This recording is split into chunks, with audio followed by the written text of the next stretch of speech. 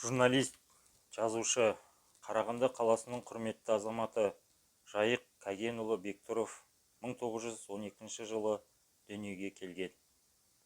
Ежелден моншақта атанған қазіргі Ақмола облысы Алексеев ауданы Үріті ауылы Ақкөл атырабы Жайық Бектұровтың кіндік қаны тамып, табан ізі түскен құтты мекен. Алғаш ауылдағы молдадан сабақ алып, ескіше хат таныған ол шаруа жастары мектебінде оқыған. Жайық Бектұров еңбек жолын ұстаздық етуден бастапты.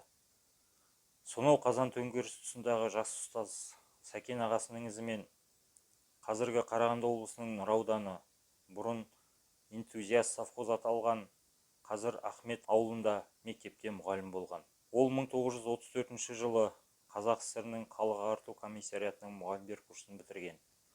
1934 жылы Қазақ коммунистік университетін, ал 1955 жылы Қазақ мемлекеттік университетін тәмамдаған. Жайық Бектұров 1932-1937 жылдары комсомол қызметінде болған.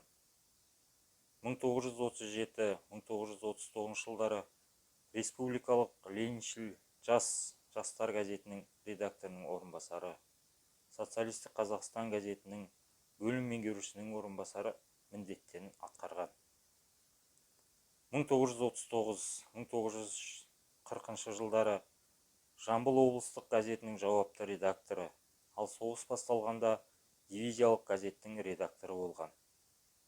1942 жылы мамыр айында Жайық Бектұров қамауға алынып, КСРО НКВД-сінің айрықша кеңесінің шешімімен РСФСР қылмыстық істер кодексінің 58 бабымен сырттай 10 жылға кесіліп, солтүстік Оралға жер аударылды. Жабылған жала тек қана 1955 жылы Қазақ ССР жоғары сотының президиумының шешімімен күшін жойып, ал 1989 жылы толық ақталды. 1977 жылы «Жол жоралғысы» деген кітабы шықты. Бұл жинаққа қаламгердің Алтынсарин мен Шоқан Уәлиханов, Потанин, қобызшы жыршы Атабеков жайлы тарихи көркем очерктері енгізілген. Кейінгі жылдары, ал 1997 жылы Қазақстан баспасынан «Таңба» атты кітабы жарық көрді. Бұл кітап еліміздің шежіресіне қара таңба болып басылған 30-40 жылдардағы саяси қуғын-сүргіннің алапат ащы шындығы жайында, сол нәубеттің құрбаны болған тұғырлы тұлғалар, талай тағдырлар жайында баян ететін туынды.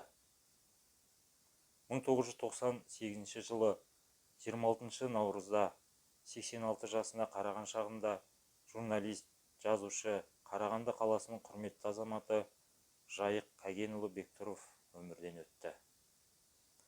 Ол кісінің қалдырған мұралары көзі ашық, көкірегі ояу азаматтардың жадында мәңгіге сақталады.